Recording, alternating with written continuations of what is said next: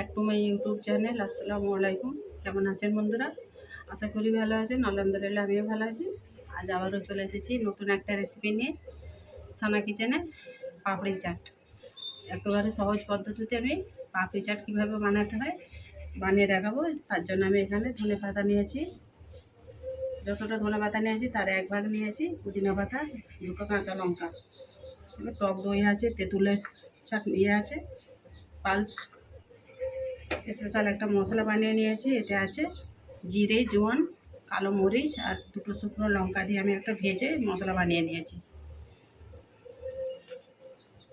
আলু সেদ্ধ নিয়েছি, চিনি, আর এখানে পাপড়ি নিয়েছি। এটা আমার চ্যানেলেই আছে, আপনারা চাইলে ডেসক্রিপশনে পেয়ে যাবেন কীভাবে বানিয়েছি। তো চলুন তাহলে আমি পেস্টটা বানিয়ে নেব। ধনে পাতা দিয়ে দেব, পুদিনা পাতা,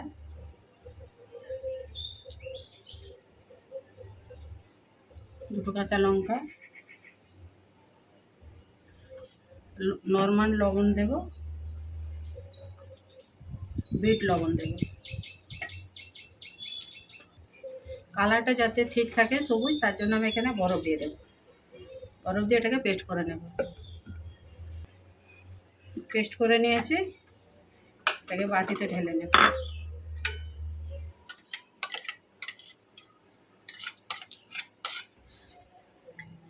তেঁতুলের মধ্যে কিছু মশলা অ্যাড করব। কাশ্মীরি লঙ্কার গুঁড়ো,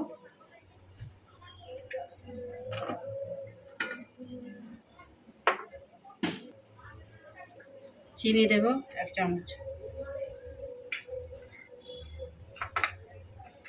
ভালো করে এটাকে ফাটিয়ে নেব।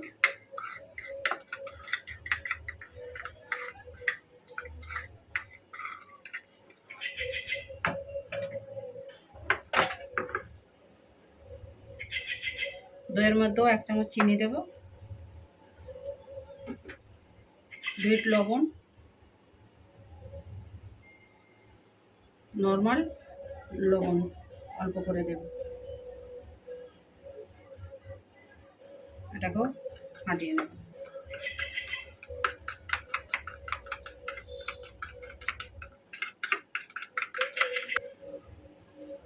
একটা আলুকে বন্ধুরা আমি এভাবে কেটে নিয়েছি পিস পিস করে।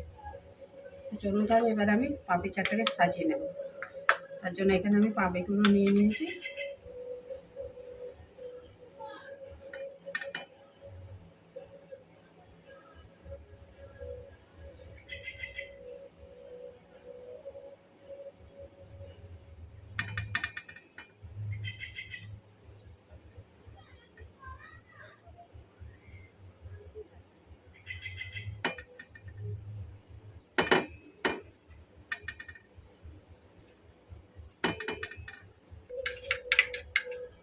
দই দিয়ে দেব।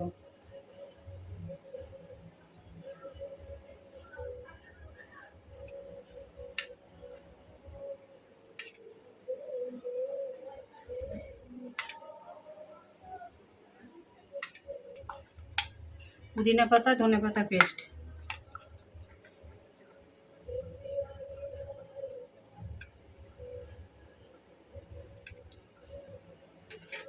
তেঁতুলের জল,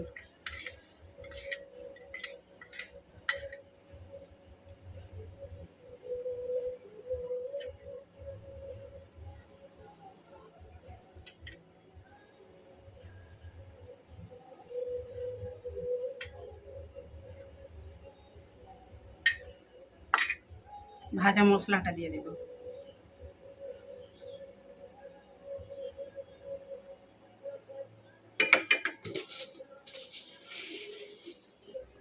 ঝুড়ি ভাজা দিয়ে দেব।